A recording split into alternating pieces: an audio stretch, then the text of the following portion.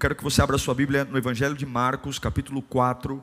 Evangelho segundo escreveu Marcos, capítulo 4. Nós vamos ler alguns versículos, então vou ler rápido, para já entregar o rolo, como diz, né? Já vou entregar o mistério, como gostam os pentecostais.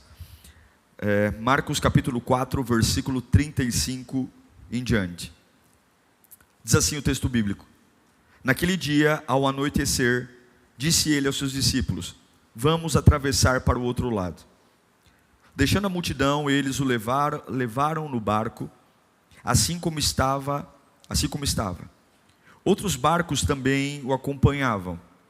Levantou-se um forte vendaval, e as ondas se lançavam sobre o barco, de forma que este se foi enchendo de água. Jesus estava na popa, dormindo com a cabeça sobre um travesseiro. Os discípulos acordaram e clamaram: Mestre, não te importas que morramos? Ele se levantou, repreendeu o vento e disse ao mar: aquieta-se, acalme-se. E o vento se aquietou, e fez completa bonança. Então perguntou aos seus discípulos: por que vocês estão com tanto medo? Ainda não têm fé? Eles estavam apavorados e perguntavam uns aos outros: quem é este? Quem é este que até o vento e o mar lhe obedecem? Agora, capítulo 5, verso 1. Eles atravessaram o mar e foram para a região dos Gerazenos, ou em algumas versões, Gadarenos. Quando Jesus desembarcou, um homem com um espírito imundo veio dos sepulcros ao seu encontro. Esse homem vivia nos sepulcros e ninguém conseguia prendê-lo, nem mesmo com correntes. Por muitas vezes lhe haviam sido acorrentados os pés e mãos, mas ele arrebentara as correntes, quebrara os ferros de seus pés. Ninguém era suficientemente forte para dominá-lo. Noite e dia, olha o inferno que era. Noite e dia ele andava gritando, cortando-se com pedras entre os sepulcros nas colinas. Quando ele viu Jesus de longe, correu e prostrou-se diante dele. E gritou em alta voz: que queres comigo, Jesus, Filho do Deus Altíssimo? O diabo sabe quem é Jesus. Rogo-te, porque por Deus... que engraçado o diabo é, né? Jesus está falando ali com ele e fala: rogo-te por Deus que não me atormentes. O diabo é burro, isso que ele é. Pois Jesus lhe tinha dito: saia desse homem, espírito imundo. Então Jesus lhe perguntou: qual é o seu nome? Meu nome é Legião, respondeu ele, porque somos muitos. Implorava a Jesus com insistência que não os mandassem sair da região. Versículo 18 agora. Quando Jesus Quando Jesus estava entrando no barco, o homem que estivera endemoniado suplicava-lhe que o deixasse ir com ele. Jesus o permitiu, mas disse: vá para casa, para sua família, e anuncie-lhes quanto o Senhor fez por você e como teve misericórdia de você. Último verso. Então aquele homem se foi e começou a anunciar em Decápolis quanto Jesus tinha feito por ele. Todos ficaram admirados. Deus, é a tua palavra. Oh meu Deus, é a tua palavra. Não tem macumba que destrua a tua palavra. Não tem inveja que destrua a tua palavra. Ela é o combustível. Ela é a lenha que faz a chama da fogueira acender. Ela é, ó Deus, o combustível necessário para me erguer. É a tua palavra. Feliz é o homem que ouve a tua palavra. Salmo 1 diz: maldito é o homem que anda segundo o conselho dos ímpios, que se detém no caminho dos pecadores, que se assenta à roda dos escarnecedores, mas bem-aventurado é aquele que medita na palavra, de dia e de noite. E essa árvore, Pai, prevista no Salmo 1, plantada junto ao ribeiro d'águas, que queremos ser nesta manhã, fala Se o Senhor abrir a boca, Pai, nós seremos renovados. Se o Senhor abrir a boca, nosso coração nunca mais será o mesmo. Se o Senhor abrir a boca, as teimosias da minha mente serão convencidas, porque é o Teu Espírito que convence o homem do pecado, da justiça e do juízo. Nós só te pedimos uma coisa: fala conosco nesta manhã. É o que eu te peço e imploro, em nome do Teu Filho amado Jesus. Amém e graças a Deus. Esse é um dos textos mais, na minha opinião, mais intrigantes do Evangelho, porque ele começa numa tempestade no mar da Galileia. Eu já estive no mar da Galileia. Ele não é um mar extenso. Ele é um mar que na maioria das vezes ele é muito calmo. Existem sim tempestades meteorológicas no mar da Galileia, mas essa tempestade que nós lemos no Evangelho de Marcos capítulo 4, ela não é uma tempestade meteorológica. Se você for ler o primeiro verso que li a vocês, começa com Jesus dizendo para os discípulos: vamos para o outro lado. Não era um percurso que eles queriam, eles estavam cansados, depois de trabalhar o dia inteiro, mas Jesus, ele toma uma decisão de dizer: vamos para o outro lado. E a primeira coisa que eu quero que você compreenda, quando Jesus dá uma ordem dizendo: vamos para o outro lado, o inferno inteiro pode se levantar contra, mas se Jesus disse: vamos para o outro lado, querendo a tempestade ou não, você vai chegar do outro lado. Jesus nunca se engana, Jesus nunca se arrepende. Quando ele diz: olha, discípulos, nós vamos para o outro lado, pode ter certeza, eu não sei quanto tempo vai demorar, mas que você chega do outro lado, você chega. Eles entram no barco e do nada, Jesus está dormindo, vem uma tempestade, você conhece, é uma tempestade que não é meteorológica, é uma tempestade espiritual. Essa tempestade solavanca o barco, balança o barco, enfim. Mas o que é importante entender? O que tem do outro lado? Jesus sai de um lugar dizendo que vai para o outro lado, e no meio desse percurso, que é o mar da Galileia, uma tempestade que não é meteorológica, é espiritual, se levanta. O que tem do outro lado? Esse é o segredo. Por que esse trajeto está tão conturbado?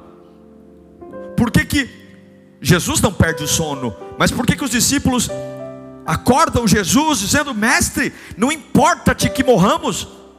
O que tem do outro lado? Do outro lado tem uma cidade, Decápolis, Gadara, uma cidade debaixo do jugo romano, uma cidade tão oprimida,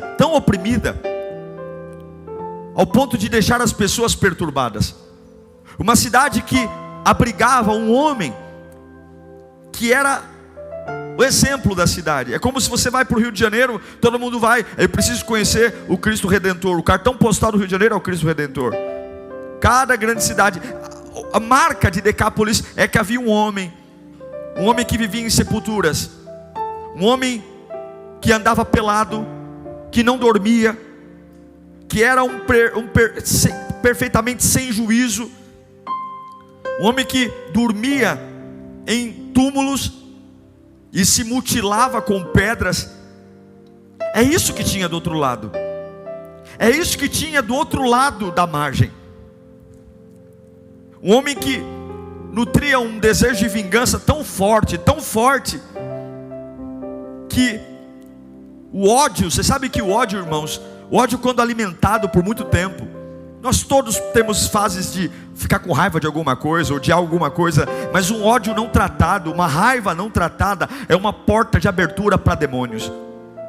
Se você vive uma vida onde você tolera o ódio por alguém permanecer, você não trata isso, a raiva, isso alimenta, você pode ter certeza, você está abrindo uma porta para demônios. Satanás vai entrar na sua vida e vai escravizar você.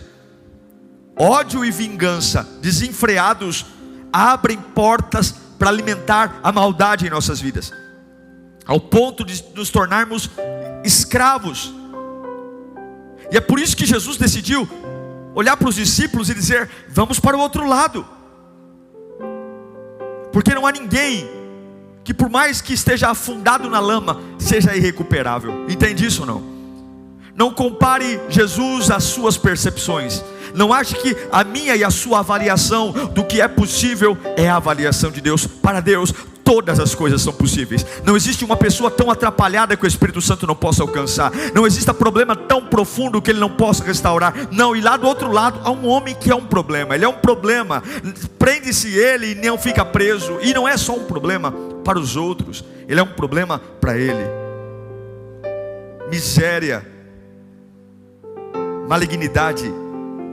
Um homem que era cavalo das forças do mal, um homem que não tinha raciocínio, e não só uma destruição externa de se ferir, mas uma destruição interna.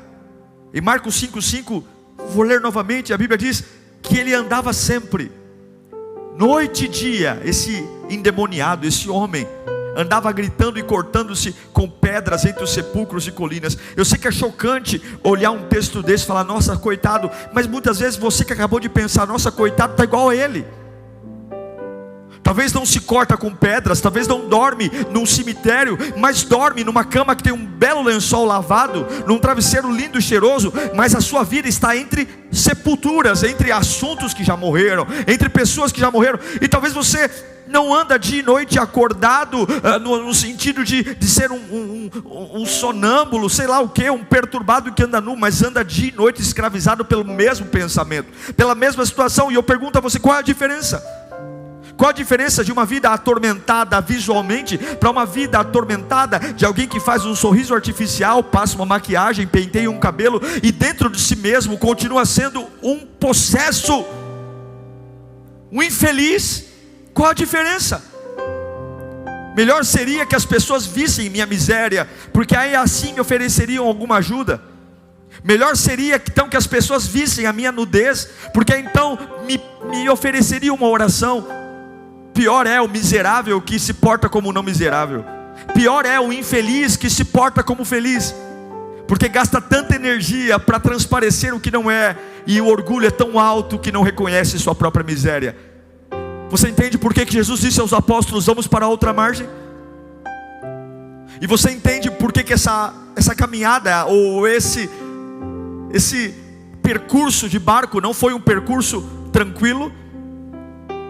Havia um homem ali que era atormentado por demônios. E eu não sei se você sabe, mas a minha Bíblia diz em João 10:10, o que o diabo faz quando tem uma pessoa nas mãos?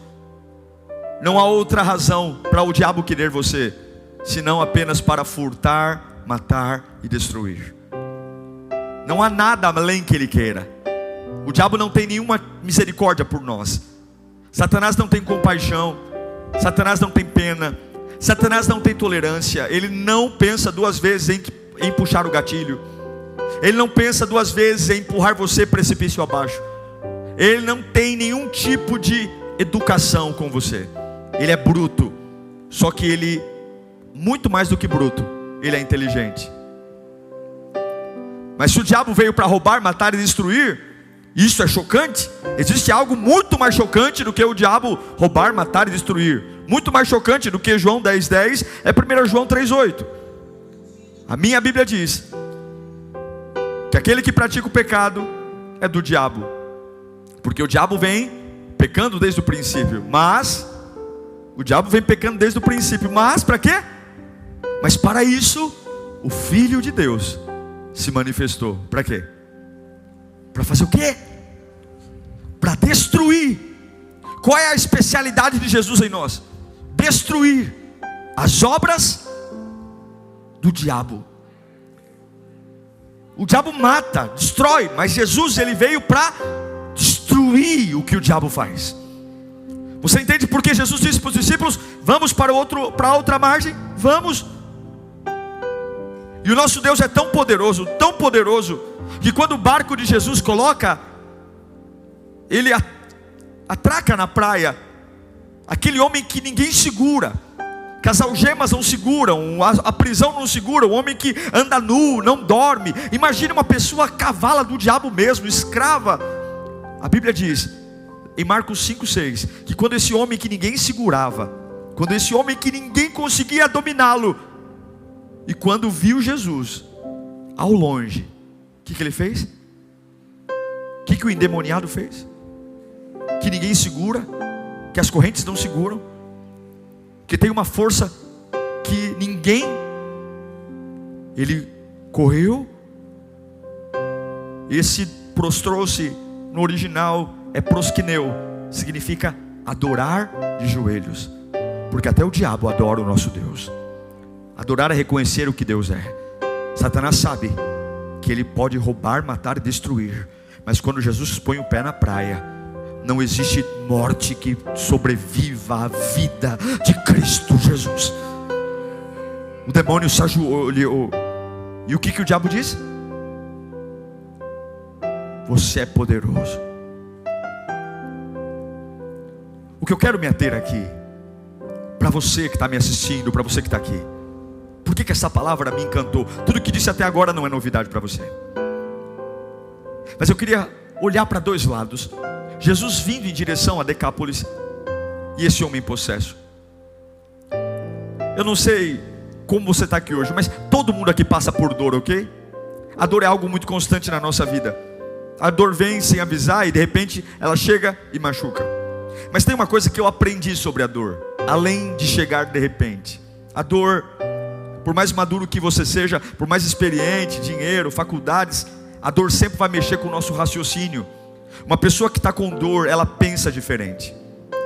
Pode ter certeza, quando você está com muita dor de cabeça, alguns assuntos você vai dizer: nossa, hoje eu não estou com cabeça para isso, eu não consigo raciocinar direito. Quando a gente tem processos de muita dor, a gente erra o troco, a gente esquece coisa em casa, a gente esquece o que não poderia, porque a dor, ela mexe com o nosso raciocínio. A dor, ela mexe com a capacidade de pensar, e de repente eu não consigo mais raciocinar.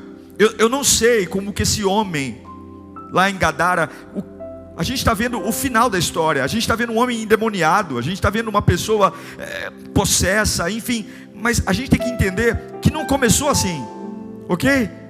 Ninguém acorda um dia endemoniado, andando nu. Ninguém acorda um dia dizendo: eu vou morar num cemitério. Não começou assim. Eu tenho certeza que isso começou com uma dor, uma revolta, um ódio, alguma coisa que veio e ficou. Olha, irmãos, e quando a dor pega forte na gente, quando a dor vem forte, coisas que a gente entenderia basicamente, de repente a gente não entende mais, porque mexe com o nosso raciocínio. Aquilo que era absurdo para mim já não é mais absurdo, e aquilo que nunca eu dizia que ia aceitar, e é por isso que tem pessoas que começam a dizer no meio da dor: eu não vejo mais sentido em buscar a Deus, eu não vejo sentido em ir para a igreja, e agora para mim eu quero é beber, eu quero é fumar, porque a dor mexe com o raciocínio. A dor mexe. Não subestime a dor. Não subestime. A dor mexe com a nossa forma de pensar. A dor mexe com o apetite. Sim ou não? Alguns perdem o apetite quando estão com muita dor. Outros, o apetite aumenta. A dor desregula nosso peso, o nosso sono. Mas o pior, a dor altera a nossa personalidade. Tem horas que a gente dói tanto, porque a dor tem o poder de fazer você deixar de ser quem você é. É como você fala: pô, dói tanto, que eu não consigo mais reconhecer quem eu sou. Eu não sei mais quem eu sou, eu não sei mais o que eu penso direito, eu não sou. E aí vive a música Deixa a Vida Me Levar. Eu não sei quem esse homem era, esse endemoniado, eu não sei nada dele. Eu só sei o que a dor fez com ele. Agora ele é um homem nu, agora é um homem preso em sepultura, agora ele é um endemoniado, agora ele é um problema, agora ele é um desgraçado, agora ele é um indigente. Mas eu garanto que não começou assim.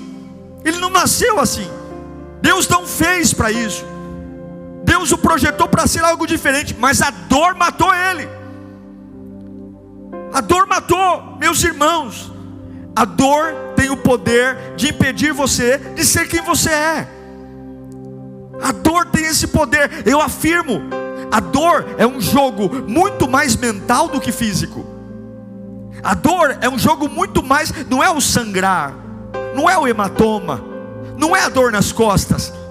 É um jogo muito mais do que eu penso no meio dela, do que propriamente do quanto machuca a minha vida. E eu te garanto que se você não enfrentá-la, a sua dor, se você não enfrentá-la, se você fugir dela, aprender a conviver com ela, se você se adaptar a ela, baixar suas expectativas. Ah, pastor, eu não penso como antes. Ah, agora eu me conformei em conviver. Se você trouxe a dor para morar na cama ao lado, se você trouxe a dor para morar no quarto ao lado, ela vai deformar você como deformou o gadareno. Você só vence a dor quando enfrenta. E é isso que o diabo quer, que você mude de territórios levando a dor. Certamente esse homem não viveu o começo da vida dele num cemitério. Não, ele devia ter uma casa, ele devia ter uma família, pelo menos um pai e uma mãe tem que ter. Não é filho de chocadeira? Tinha que ter alguém, tinha que ter um trabalho. Mas o que aconteceu? Ele foi mudando de territórios. Só que ele não enfrentou a dor, e a dor foi seguindo ele. E agora ele mora onde? Ele mora num cemitério, e a dor está lá. E agora ele anda nu, a dor está lá. Não adianta você mudar de territórios sem você não mudar ou enfrentar a dor. Agora preste atenção nisso. Observe na sua vida. Cada vez que você está prestes a entrar num novo nível na sua vida, profissional, ministerial, financeiro, olhe para mim. Presta atenção na sua vida, não hoje, mas ao longo da sua vida. Lembra do primeiro emprego, lembra de um sonho realizado, aqueles momentos que antecedem as grandes conquistas. O que sempre aparece? O que sempre aparece? Eu não sei na sua vida, mas na minha vida, toda vez que passa um filme dos momentos mais legais, mais inspiradores, os momentos que antecedem esses momentos sempre são marcados por tempestades. Sempre. Toda vez que eu quero entrar num novo território, fazer algo diferente, um curso, uma faculdade, arrumar minha vida de alguma forma, sempre, antes de eu chegar nesse novo território, sempre chega algo. O inferno sempre se levanta. Toda vez que eu vou tentar tomar uma decisão para mudar a minha mente, reiniciar meus planos, uma tempestade vai vir. Toda vez que eu tentar impedir que algo de mal aconteça, eu quero me erguer, Satanás sempre vai impedir, porque ele vai tentar impedir, porque ele não quer que eu chegue no meu destino. Você entende por que quando Jesus coloca os pés no barco e disse, vamos para o outro lado, você entende por que há uma tempestade? É como se o diabo fosse ao inferno dizendo, nós não podemos deixar que Jesus chegue no território dele. Ele nunca enfrentou a dor, nós temos ele em nossas mãos. Só que se Jesus colocar os pés na praia, nós estamos ameaçados. Então soprem ventos contra o barco de Jesus, soprem ventos. Jesus não pode entrar nesse território que é nosso. A preocupação do diabo não é com o homem endemoniado. A preocupação do diabo é que Jesus entre no território, porque existe um poder no território, existe um poder na atmosfera. Poucas pessoas conseguem sobreviver num ambiente opressor. Poucas pessoas conseguem sobreviver num ambiente de fé, que não tem fé, perdão. Quando há o derramamento do Espírito Santo, a minha Bíblia diz que estavam todos reunidos no mesmo lugar, e uníssono eles oraram e o Espírito Santo veio. Há um poder num território consagrado. E o diabo sabe que se Jesus colocar os pés no território, alguma coisa vai mudar. Então o problema não é o homem, o problema é Jesus encontrar esse homem. Então soprem os ventos. Vamos empurrar o barco de Jesus para longe, porque nós não podemos deixar que esse novo território seja curado. Empurrem. Tempestades não são macumba. Tempestades não é azar. Ai pastor, eu estou com um baita azar. Ai pastor, eu não dou sorte na vida. Não, tempestades é uma estratégia, porque o diabo sabe que você está prestes a entrar num novo nível. A tempestade não é porque você é fraco, a tempestade não é porque você tem azar. A tempestade é a última carta na manga que o diabo tem, de impedir que você vença algo que Deus tem para você. A tempestade, ela é algo que o diabo tem, porque ele sabe o quanto você é valioso. E ele sabe que se o diabo veio para roubar, matar e destruir, o meu Jesus veio para destruir as obras do diabo. E ele sabe que se o barco de Jesus atracar na praia, ele sabe que se o barco de Jesus atracar na praia, Satanás vai ter que se ajoelhar. O vício vai ter que se ajoelhar, a prostituição vai ter que se ajoelhar, as macumbas vão ter que se ajoelhar, porque diante de mim ninguém se ajoelha, mas quando o meu Cristo põe o pé na praia, o inferno se ajoelha. Tempestades querem atrasar a chegada de Jesus, tempestades querem jogar o barco de Jesus para outra ilha, para outra direção, mas acredite, tempestades estão lá, a fúria está lá, porque você é uma ameaça quando está perto de Jesus. Uma ameaça para quê? Uma ameaça para o inferno, uma ameaça para o inferno. Tempestades estão lá, elas atacam você porque elas querem segurar você mais 10 anos assim, mais 5 anos assim. Tempestades estão lá porque elas sabem que o território está preso, o território está consagrado, você já é um cavalo do diabo, a minha vida já está subjugada a demônios, eu já estou um zumbi vivo, que vive no meio de túmulos, que me autoagride. E principalmente, o diabo não quer que você execute o que Deus tem para você. E como que ele usa isso? De um lado ele sopra tempestades para impedir que Jesus chegue, e do outro lado ele aumenta a dor para bagunçar a sua vida. Porque a dor bagunça a nossa vida, a dor bagunça a forma como eu penso, a dor bagunça meu raciocínio. Daqui a pouco eu não consigo entender a Bíblia, daqui a pouco eu estou propagando que a fé não existe, daqui a pouco dói tanto que eu não vejo mais sentido em orar, eu não vejo mais sentido em adorar. Daqui a pouco ser voluntário é uma coisa banal, daqui a pouco o sentido da vida é o prazer, é a casa de show, é a prostituição, daqui a pouco são as imoralidades, porque a dor bagunça, a dor é uma bagunça, a dor faz eu parar de morar com a minha família para morar num cemitério, a dor me tira, agora eu não me cuido, eu não me perfumo, eu simplesmente não cuido de mim, eu não tomo banho, não, eu ando nu mesmo, porque a dor faz de mim uma bagunça. E de um lado a dor está aqui, a dor está acontecendo, e do outro lado há uma tempestade para segurar aquilo que vai mudar a minha dor. É isso que o diabo faz. Mas qual é o problema? Quando a dor aperta, a gente se rende à dor, e quando a tempestade chega, nós dizemos: está vendo? Eu não existo para isso, está vendo? Eu nunca vou ser feliz, está vendo? Eu não tenho sorte. Agora que começaram a abrir uma porta para mim de emprego, agora que eu achei que ia dar certo, vem essa tempestade. E a tempestade é o contrário, a tempestade está dizendo: você está no caminho certo. Eu só mandei essa tempestade porque eu sei que você é uma ameaça para mim. Eu só mandei essa tempestade porque eu sei que se Jesus chegar perto de você, você vai destruir tudo que eu plantei aqui, toda morte e destruição. Então acorde, Deus te deu uma cabeça para pensar. Se os ventos estão tentando impedir que algo chegue, não é porque você está debaixo de jugo de macumba, não é porque você está debaixo de jugo de inveja, não. Satanás sabe que você com Jesus é um perigo para ele. Satanás sabe que você com Jesus é um perigo. A dor não se preocupa com você, a dor só quer seu território. O diabo está se lixando para você, o diabo quer seu território. Eu quero dizer uma coisa: o inimigo sabe o que você pode se tornar, talvez você não saiba, mas o diabo sabia o que aquele homem endemoniado poderia se tornar se Jesus encontrasse ele. O inimigo sabe o que você pode se tornar se Jesus estiver na sua vida.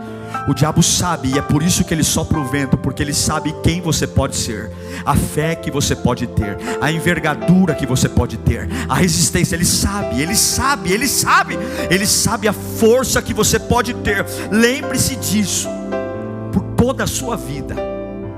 A tempestade sempre ocorre antes de Deus te dar um novo território. A tempestade sempre precede um novo território. Por que há uma tempestade? Porque algo está chegando. Sopra o vento, os demônios jogando o vento contra o barco de Jesus. Os discípulos: vamos morrer. E Jesus dormindo. Sopra o vento, e Jesus levanta, porque os ventos sopram, balançam, mas aquele que confia no Senhor, até nos piores momentos, vai dormir. Jesus acorda e fala: vocês não têm fé? Qual é o diabo que tem vento suficiente para virar o meu barco? Qual é o demônio? Eu duvido o demônio que me joga na água. O diabo pode balançar, ele pode rugir, ele pode gritar, porque ele é como um leão, mas o leão da tribo de Judá é um só: Jeová Jireh, Elohim. Ele é único. Eu aposto que tem alguém me assistindo aqui, ou aqui presente, que talvez você quase morreu no berço. Eu aposto que tem alguém me vendo aqui que teve uma infância muito difícil, talvez, de abusos, assédios, bullying. Eu aposto que tem gente me ouvindo aqui que sofreu ferozmente tempestades ao longo da sua vida. E tempestades sempre acusam o medo que o diabo tem do que você pode se tornar. O diabo tem medo de quem você pode se tornar. O diabo tem medo de quem você pode ser. E é por isso que as tempestades vêm. É por isso que elas vêm, porque ele quer segurar você longe de quem você pode ser. Porque você, no lugar certo, você cumpre o que Jesus disse: eu vim para destruir as obras do mal. Pessoas que foram inexplicavelmente abandonadas, solitárias, desprezadas, pessoas condenadas ao ostracismo, jogadas no canto sem explicação, rejeitadas sem nunca terem feito nada. Essa semana eu vi um vídeo que eu chorei. Uma mulher, uma mãe colocando uma criança de 2 anos na rua, dizendo para aquela criança: eu não quero você. Alguém viu essa reportagem? Eu não quero você. Eu chorei. E a criança dizia: mamãe, mamãe, eu não quero você. Os vizinhos pegaram a criança, colocaram a criança na casa deles, chamaram a polícia. Em 2 anos, a irmã do menino de 8 anos foi lá, abraçou o irmão, abraçando ele. A mãe foi implorar para a filha de 8 anos, foi implorar para a mãe: mãe, pelo amor de Deus, deixa ele entrar em casa. Eu não quero você. Levaram a mãe para a polícia. O delegado falou: eu não quero ele. Não fique com dó dessa criança não, porque o diabo tem medo do que ela vai se tornar. O diabo tem medo do que ela vai se tornar. É cruel, porque o diabo não tem dó de você, mas o diabo sabe o que ela vai se tornar. E eu sei que ainda que eu não a veja nunca mais na minha vida, o meu Deus não dorme, o meu Deus não cochila. E ele diz, assim como ele disse para os discípulos, ele diz: eu vou para o outro lado. Não tenha dó de ninguém, porque ainda que a tua caridade, a tua esmola, a tua ajuda não alcance, o meu Jesus tem os olhos em todos os lugares, e ele vai para o outro lado. E o diabo sabe que a hora que o meu Deus põe o pé na praia, a hora que o meu Deus põe o pé na praia, ele sabe que aquele que sofreu desprezo, abuso, ele sabe o que pode se tornar. Não importa a grossura das algemas, não importa as escoriações cauterizadas no seu corpo, Jesus é um perigo para aquele que está preso, porque ele solta. Jesus é um perigo. Satanás quer bagunçar sua vida. Esse homem aqui, ele não sabia mais ter dinheiro. Tem gente que não sabe mais ter dinheiro. Tem gente que não sabe mais estar em companhia. A dor nos torna intolerantes. Tem pessoas que não sabem mais viver nem em civilização, se tornaram ogros, sem modos, porque lugares nos puniram e a dor fez uma bagunça. A tempestade. E estamos morando em sepulturas, lugares que abrigam lembranças do que quebrou, do que faliu. E não adianta. Não adianta, porque a dor, além de uma guerra externa, cria uma guerra interna. Veja que o texto bíblico diz que esse homem, ele se mutilava com pedras. Se já não bastasse perder família, se já não bastasse perder emprego, dignidade, ele ainda se machucava. Quantos estão assim hoje? Se já não bastasse a fila de cadáveres que você deixou, casamento, namoro, emprego, ministério, além de ter um rastro de cadáveres, você ainda se machuca. Olha no espelho e diz coisas para você que nem o teu pior inimigo te diria. Pessoas que quando conversam consigo mesmas se agridem tanto que nem o diabo talvez teria tanta maldade ou criatividade para se punir como alguns fazem consigo mesmos. Não bastava andar nu, não bastava perder tudo, ele tinha que ainda dia e noite se ferir. Não bastava ter divorciado, não basta ter sido abandonado, não basta ter sido demitido, não basta usar droga, eu ainda vou me punir. Culpa, culpa, culpa. Talvez você não se corta, talvez você não arranca um pedaço do seu corpo, mas a culpa é pior do que arrancar um braço, É pior do que se machucar, é culpa, culpa, culpa. Túmulo. Cavalo do diabo, devorado por mordidas, com os dentes vorazes do inferno, dizendo para você: você não pode ser feliz, você não pode ter família, você não pode ter filho, você não pode ter profissão, você não pode ter dignidade, você não pode ter futuro. Não, você deve se machucar, você merece sofrer, você merece se punir, você merece o fim, você merece morar em territórios de dor. Pega um Zé Mané na rua, traz para a tua vida. Você merece apanhar de homem, você merece.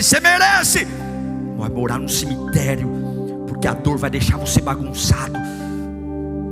Você tem que entender, olha para mim, você tem que entender por que essa tempestade chegou nesse ano.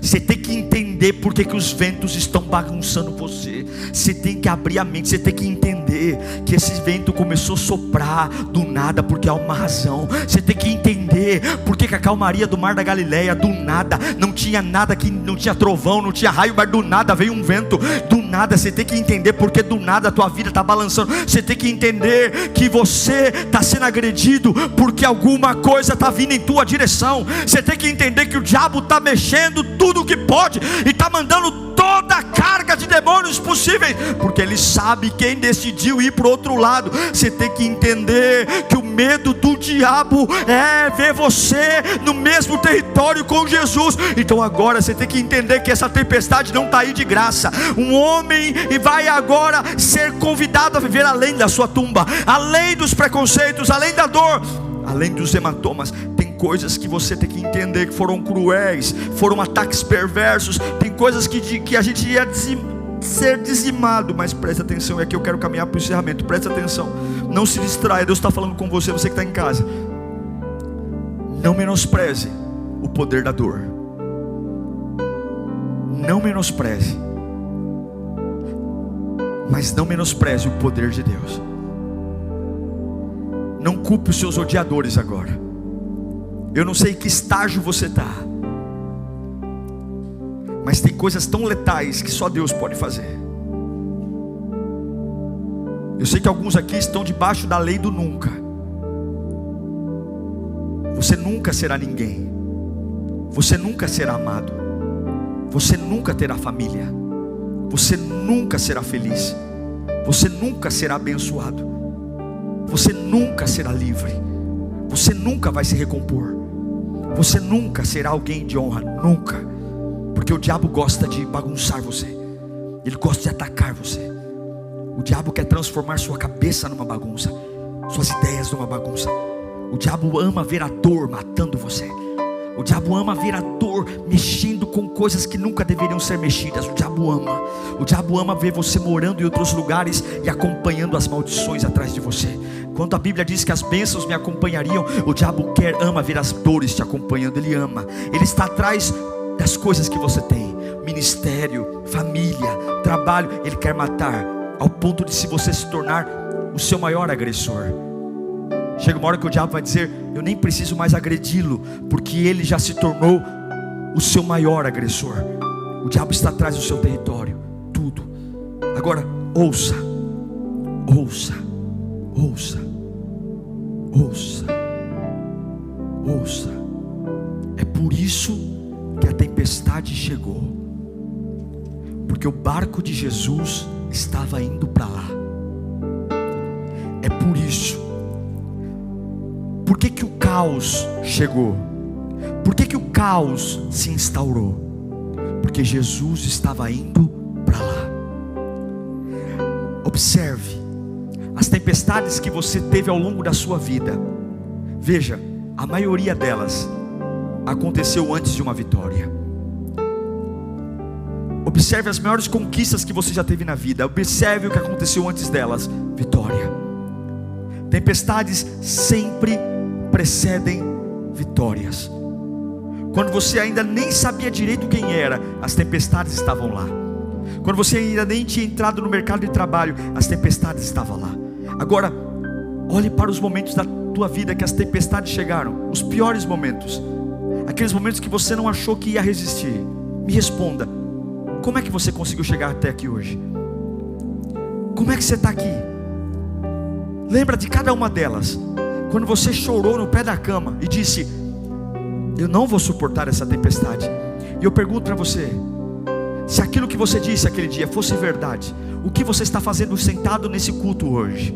O que você está fazendo aqui agora? Se aquela tempestade fosse tão poderosa, por que você ainda está vivo aqui? Por que você ainda está ouvindo esta palavra? Porque aquelas tempestades nunca foram a ousadia do diabo. As tempestades sempre apontam o medo do diabo. Quanto maior a tempestade, maior é o medo que o diabo tem do que Deus vai fazer você se tornar.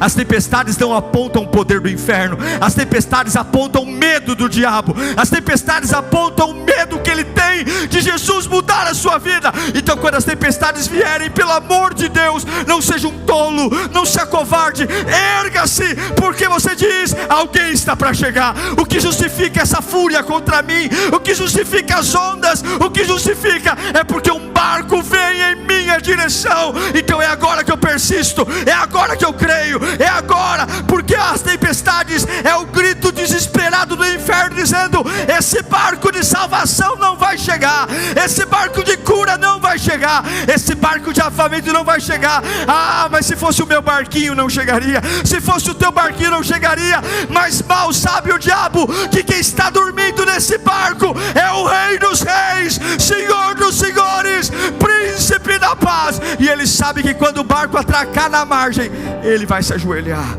Ele vai. O diabo morre de medo de você. O diabo tem medo de você. Ele tem medo do que Deus vai fazer você se tornar. Ele tem medo do que Deus vai fazer você se tornar. O diabo não puxa o grande sobrenatural para agredir fracotes. O diabo não puxa as grandes tempestades do inferno para atingir inofensivos. O diabo não arranca os ventos fortes da Galileia para atingir gente mequetrefe. Ele arranca do inferno os piores ventos, porque ele sabe que aquele que vai ser alcançado por Jesus tem propósito, tem unção. Eu não estou te motivando apenas a dar glória e aleluia, eu estou te motivando a abrir os ouvidos espirituais, abrir os olhos espirituais, a abrir a boca e dizer: a tempestade existe porque o diabo está sendo ameaçado. Feche os olhos. A tempestade está aí porque o diabo está sendo ameaçado. Essa é a razão da tua tempestade. É o medo do diabo de você se tornar o que Deus te fez para ser. É o medo do diabo de você deixar de ser um cavalo dele para ser um filho de Deus. É um jogo sujo do diabo, é um jogo sujo. Mas antes que ele cresça, é o que ele pensa: eu vou destruí-lo. Antes que ele seja livre, eu vou amarrá-lo mais. Antes que ele seja restaurado, antes que ele possa aprender a Bíblia, eu vou bagunçar a mente dele. Antes que ele acredite em Deus, eu vou alcançá-lo e vou torná-lo um autoagressor. Toda tempestade vai tentar impedir você, mas Jesus está aí. Jesus está aí. Não é acaso, não é. Quando Jesus levanta as mãos no meio do barco, ele manda os ventos se cessarem. Feche os seus olhos.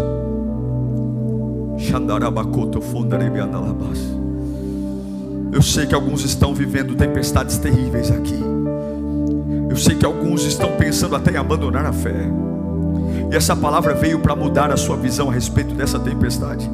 Essa palavra veio para abrir os teus olhos espirituais, para que você veja que acabou a fase de morar em cemitérios. Eu sei que você não pode sair daí sozinho. Jesus não está te culpando porque você não consegue sair daí sozinho. Tem roscos que são fortes demais, tem possessões que são fortes demais, mas hoje o Salvador da vida disse: eu vou para o outro lado, eu vou. Entrem no barco, porque hoje eu vou mudar a história de alguém. Entra nesse barco, porque desde a infância o diabo sabe quem ele vai se tornar. O diabo sabe, o diabo sabe, o diabo sabe o plano que eu tenho para ele. O diabo sabe. Vamos, demônios, soprem ventos. Vamos, demônios, soprem ventos. Mostrem meu ódio contra ele, mostra a minha fúria contra ela. Levante-se, arrebenta a infância, arrebenta a adolescência. Vai lá, prejudica no trabalho. Vai lá, levanta os vizinhos contra. Vamos soprar, porque ninguém pode chegar. A a dor vai bagunçar a mente dela, a dor vai bagunçar, mas o barco de Jesus balança, mas não vira. O barco de Jesus balança, mas não vira. E a hora que Jesus acorda, a hora que ele acorda, ele não está surpreso, porque quem tem domínio não tem pressa, quem tem domínio não tem medo. A hora que Jesus acorda, ele dá bronca nos discípulos, dizendo: por que vocês estão com medo? Qual é o vento do inferno que derruba o propósito do céu? Qual é o vento do inferno que para o céu? Ninguém. Ele veio para roubar, matar e destruir, mas o meu Cristo veio para destruir as obras do diabo. Oh, o Deus de paz esmagará Satanás sobre os nossos pés. Olhe para mim. Quando Jesus colocou os pés na praia, o diabo se ajoelhou possesso daquele homem, expulsou o demônio. Depois aconteceu os espíritos indo para os porcos. Isso é outra questão, não importa agora. Importa o homem. O homem foi liberto. Sabe o que ele se tornou? Ele se tornou um pregador do evangelho. Jesus falou assim: estou indo embora. E ele falou: deixa eu ir com o senhor. Não, você vai ficar aqui em Decápolis para mostrar para todo mundo que você não é mais um nu, um louco, um doente. Você vai abrir a boca e você vai ser gerador de esperança. Você vai apontar para a salvação. Você vai ficar aqui. E a Bíblia diz que a cidade inteira, que antes estava assustada, agora está todo mundo boquiaberta. O assunto não é mais o lunático que anda nu, que se agride, que mora em cemitérios. O assunto agora é um homem que encontrou Jesus, e o território dele foi curado, a alma dele foi curada, e agora ele prega a cura, a libertação. É por isso que a tempestade chegou, é por isso que a tempestade veio. Olha, meu irmão, toda tempestade antecede avivamento. Você está entendendo isso ou não? Entende? Coloque a mão no seu coração. Pai, eu oro por esse povo agora. Toda bagunça gerada pela dor, que afetou o raciocínio, que afetou a fé, que afetou a espiritualidade, toda bagunça gerada pela dor, que mexeu com a alma, agora, em nome de Jesus, o Senhor está vindo. A tempestade pode me assustar, mas a tempestade não para o que o Senhor vai fazer. Venha Jesus, venha Jesus, venha, venha, venha com o teu poder, venha, venha, venha com a tua glória, venha, venha. Como é bom sentir essa presença. E agora eu estou vendo a minha dor se ajoelhar diante dele. Eu estou vendo aquilo que gritava dentro de mim se ajoelhar. A falta de perdão se ajoelha, a raiva se ajoelha, o ódio se ajoelha, a incredulidade se ajoelha. Não há mal que não se ajoelhe, porque ele é o rei, ele é o rei, ele está acima de tudo. E algo começa a nascer em mim, algo que eu nunca pensei, que nunca imaginei. As feridas são curadas, a boca é curada, a alma é curada, porque o meu Deus é especialista em destruir o que o diabo faz. O meu Deus é especialista em restaurar a família. O meu Deus é especialista em recuperar o homem da droga. O meu Deus é especialista em levantar pessoas do alcoolismo e colocar de novo uma reputação. O meu Deus é especialista em ver empresas quebradas. O meu Deus é especialista, e tudo aquilo que foi vergonha será dupla honra.